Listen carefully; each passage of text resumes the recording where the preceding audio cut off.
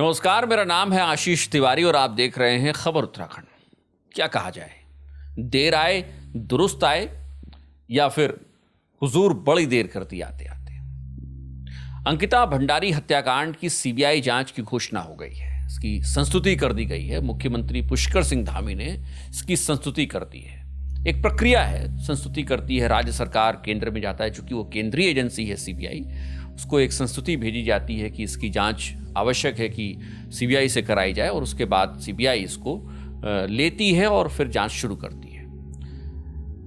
लगातार जनाक्रोश फैल रहा था, जन आंदोलन हो रहे थे, विपक्षी राजनीतिक दल मुख्यमंत्री पर, सरकार पर सवाल उठा रहे थे कि कुछ है जो छुपाया जा रहा है, कुछ है जिसको बचाया जा रहा है।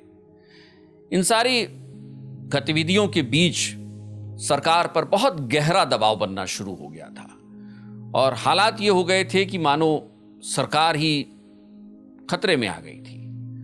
पूरा राज्य एकजुट था, एक आवाज निकल रही थी कि अंकिता भंडारी हत्याकांड की सीबीआई जांच कराओ।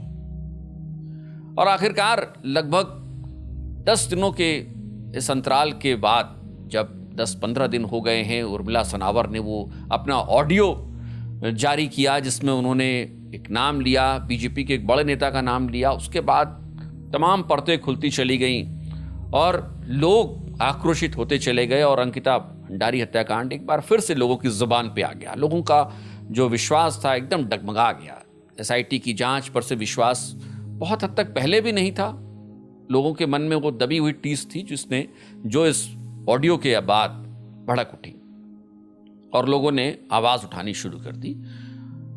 इस पूरे घटनाक्रम को देखें तो एक अच्छी बात यह है कि चलिए सरकार ने कम से कम दबाव में ही सही सुना तो, लेकिन इसका एक दूसरा पहलू यह भी है कि सरकार के जो कान हैं वो बहुत ऊंचे हो गए हैं या फिर ऊंचा सुनने लगे हैं। जब तक आंदोलन न हो, जब तक लोग रैलियां न निकालें, मशाल जुलूस न निकालें, तमाम बयान राजनीतिक दलों, विपक्षी दल से ना आए, तब तक आपको सुनाई ही नहीं दे रहा है।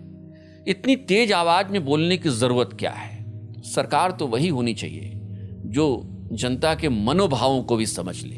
मुख्यमंत्री को भी ऐसा होना चाहिए। ये आलोचना नहीं है, ये उम्मीद है किसी मुख्यमंत्री से, और वो भी जब एक युवा मुख्यमंत्री आपके बीच में हो।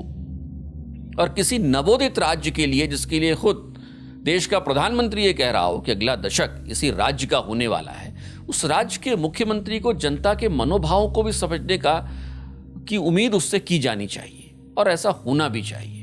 अगर ऐसा नहीं हो रहा है तो फिर हमें अपना पृथक राज्य लेने की जरूरत क्या थी?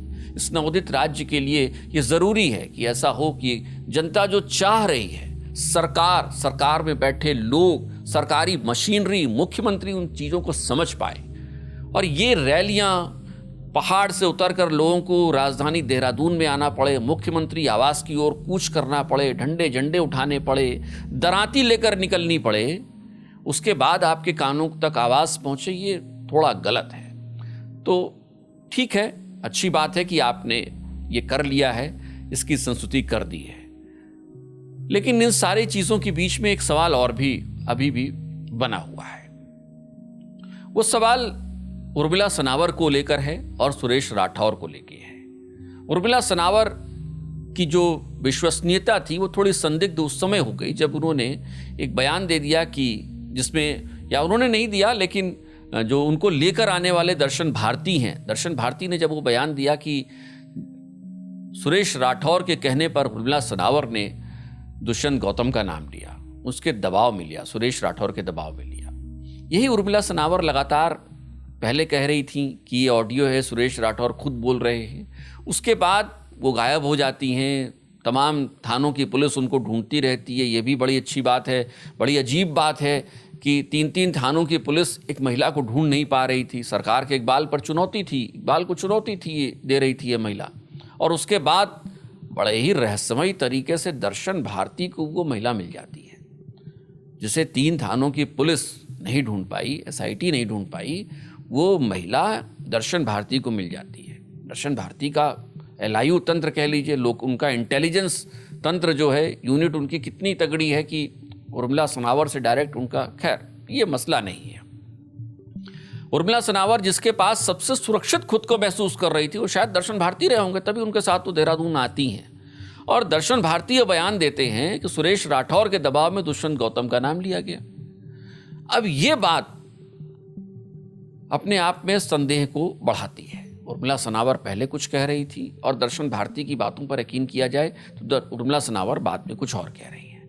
इससे ये लगता है कि ये जो तोता मैना की जोड़ी है सुरेश राठौर और उर्मिला सनावर की, इसकी जो आपसी खटास प्रेम संबंधों में आई, उसके बाद जो एक के बाद एक ऑडियो रिलीज होने शुरू हुए, एक के बाद एक वीडियोस आने शुरू हो गए, live Facebook live social media पर आने शुरू हो गए, उसने इस पूरे मामले में एक बात तो रखी जरूर कि वीआईपी वाला एंगल अभी भी बचा हुआ है, उस पर लोगों का विश्वास अभी भी है और लोग उस थ्योरी को नहीं मान रहे कोई वीआईपी नहीं था, ठीक है।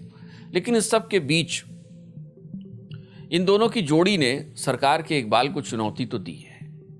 सरकार का इकबाल इन दोनों के सामने मानो घुटनों के बल रह गया। 3-3 थानों की पुलिस ढूंढ तो पाई नहीं, उसके बाद वो दर्शन भारती के साथ पुलिस के सामने आ जाती है। तो सरकार आप कहाँ थे? कई मामले ऐसे हो गए इस घटनाक्रम को अगर हम देखें पिछले कुछ वक्त से, इस पूरे घटनाक्रम में जो गतिविधियां हुई उसने सरकार के इकबाल को चुनौती तो दी है, कई और सवाल भी बरकरार रखे हैं।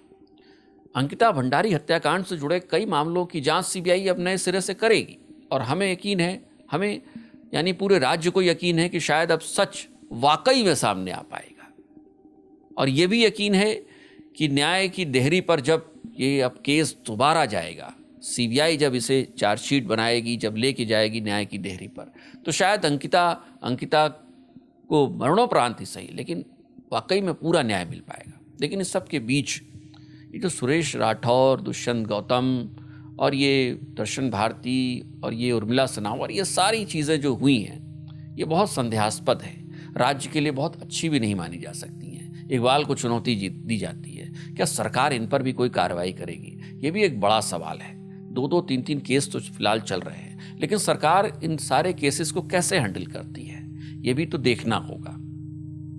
वक्त बताएगा कि किस तरीके से सरकार इन केसेस को हैंडल करती है। लेकिन फिलहाल सीबीआई जांच की संस्तुति हो गई है और सीबीआई जांच की संस्तुति इस राज्य के उन तमाम बेटियों बहनों की भी जीत है, उन तमाम लोगों की जीत है जो लगातार अंकिता को न्याय दिलाने की मांग कर रहे थे, उनके लिए सड़कों पर उतर रहे थे। अंकिता के परिजनों के लिए भी ये जीत है। अंकिता के परिजन भी शायद अब ये यकीन कर पाएंगे कि उनकी बेटी को मरने के बाद ही सही लेकिन न्याय मिल पाया है, पूरा न्याय मिल पाया है। लेकिन सवाल वही है जो हमने शुरू में पूछा था, देर आए दुरुस्त आए, या फिर ये कहा जाए कि हुजूर बड़ी देर कर दी आते आते। कमेंट बॉक्स आपके लिए है, आप बताइए देर आए दुरुस्त आए या फिर बड़ी देर कर दी हुजूर आते आते। आज के लिए इतना ही, लेकिन चलते चलते आपसे गुजारिश, अगर चैनल को अब तक आपने सब्सक्राइब नहीं किया है, चैनल को सब्सक्राइब करना और बेल आइकन दबाना बिल्कुल न भूलें। राजनीति की तमाम खबरें हम आप तक पहुंचाते रहते हैं। नमस्कार।